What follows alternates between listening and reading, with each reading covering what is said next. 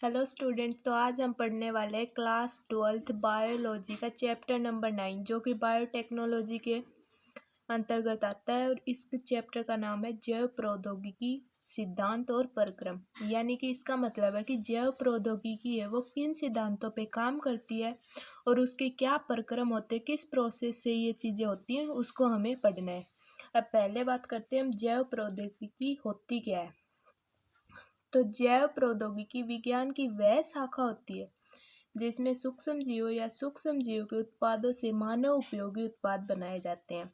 तो यहाँ पे हम बात करें जैव प्रौद्योगिकी। प्रौद्योगिकी का मतलब होता है बनाना और जैव मतलब जीवों से।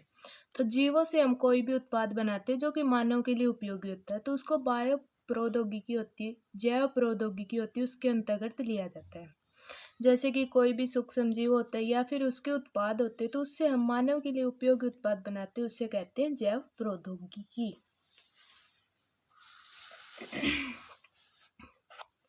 अब आता है आधुनिक जैव प्रौद्योगिकी।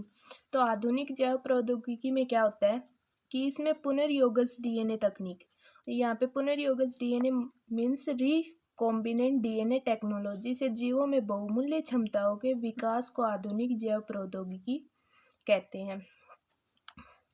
अब आधुनिक जैव प्रौद्योगिकी से रूपांतरित जीवों को जीएमओ जेनेटिकली मॉडिफिशियल ऑर्गेनिज्म यानी कि आनुवांशिक रूपांतरित जीव कहते हैं। इसका मतलब ये होता है कि हम पुनर्योगज डीएनए जो तकनीक है उससे जीवों में जो आवश्यक क्षमताएं होती, बहुमूल्य क्षमताएं होती, उनका विकास करते हैं। फिर उसके द्वारा जो हम जीवों का निर्माण करते हैं उनको कहा जाता है जीएमओ, या फिर हिंदी में उनको बोलते हैं आनुवांशिक रूपांतरित जीव। तो यहाँ तक बात हो गई कि जैव प्रौद्योगिकी क्या होता है और आधुनिक जैव प्रौद्योगिकी क्या होता है। तो जैसे कि चैप्टर का नाम है आधुनिक जैव प्रौद्योगिकी और सिद्धांत एवं प्रक्रम। तो जैव प्रौद्योगिकी हमने देखा और आधुनिक जैव प्रौद्योगिकी। अब हम आते हैं इसके प्रक्रम पे। तो इसके प्रक्रम या फिर सिद्धांत क्या होते हैं, पहले हम देख लेते हैं कि इसके सिद्धांत क्या होते हैं। तो आधुनिक जैव प्रौद्योगिकी होती है उसके विकास में दो महत्वपूर्ण सिद्धांतों का विशिष्ट स्थल होता है, जिसको पहला होता है आनुवांशिक अभियांत्रिकी और दूसरा रासायनिक अभियांत्रिकी। इसको हम जेनेटिक इंजीनियरिंग बोलते हैं और इसको केमिकल इंजीनियरिंग। अब देख लेते हैं कि जो जेनेटिक इंजीनियरिंग होती है आखिर होती क्या है। तो जीवों में आनुवांशिक पदार्थ, अब जीव होते हैं उनमें आनुवांशिक पदार्थ होता है और डीएनए और आरएनए होता है। यहाँ पे हम बात करें डीएनए की।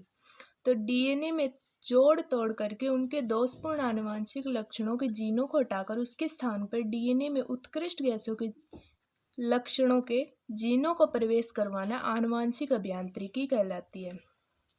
यानी कि इसका मतलब है कि आनुवांशिक जो अभियांत्रिकी होती है उसमें हम जैसे कि कोई भी डीएनए होता है तो इसके डीएनए को किसी के भाग पर भी काट के इसके अगर दोषपूर्ण जीन होती है, जैसे कि वो आनुवांशिक रोग फैलाती है या अदर जो भी होता है, उसमें कोई भी कमी होती है, तो उस जीन को हम हटा करके उस जीन के स्थान पे दूसरी जो वांछित गुणों वाली जीन होती है उसको वहाँ पे लगा देते हैं, जिससे कि वह जीन उस जीन के जगह पे काम करती है। अब आते हैं कि रासायनिक अभियांत्रिकी क्या होती है।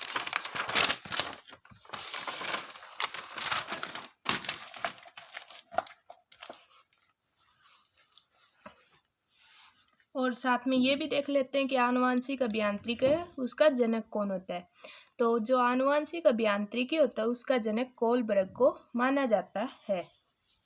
अब बात करते हैं रासायनिक अभियांत्रिकी। तो इसमें क्या होता है कि इसमें रोगाणु रहित माध्यम में वांछित गुणों के सूक्ष्म जीवों या फिर सुकेंद्रीय कोशिकाओं में वृद्धि करवा करके जैव प्रौद्योगिकी उत्पाद जैसे टीकों, विकारों यानी कि एंजाइम और प्रतिजैविक यानी कि एंटीबायोटिक का निर्माण करना रासायनिक अभियांत्रिकी कहलाता है। जैसा कि हमने जैव प्रौद्योगिकी की जो डेफिनेशन पढ़ी थी उसमें हमने पढ़ा था कि जो सूक्ष्म जीव या होते हैं या फिर उनके उत्पाद होते हैं उनसे हम मानव उपयोगी उत्पाद बनाते हैं। तो वही चीज़ इसमें लिखी हुई है कि रोगाणु रहित माध्यम में वांछित गुणों वाले सूक्ष्म जीवों को उपयोग में लेते हैं, या फिर शुकेंद्रीय कोशिका होती है उनको भी हम उपयोग कर सकते हैं।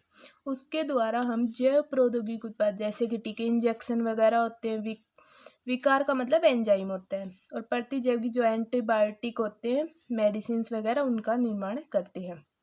ये होती है रासायनिक अभियांत्रिकी। अब बात करते हैं हम इनके प्रक्रम क्या होते हैं, कैसे इनको बनाया जाता है।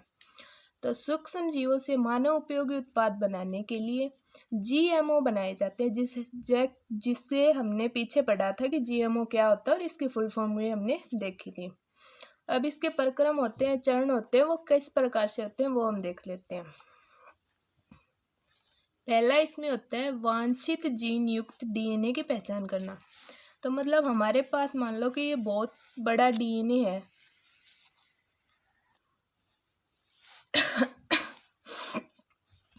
तो ये डीएनए, इसमें मान लो कि इतनी जो जगह है उस पे वो इच्छित जीन है, क्योंकि डीएनए पे जीन लगी हुई होती हैं, तो ये जीन हमें चाहिए होती हैं।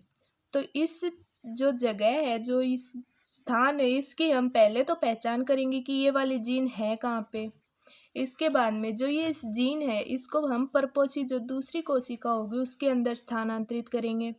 फिर इस स्थानांतरित डीएनए को परपोषी कोशिका में सुरक्षित करेंगे और उसकी संततियों में इसका स्थानांतरित करेंगे, जिससे कि जीएमओ तैयार हो जाएगा।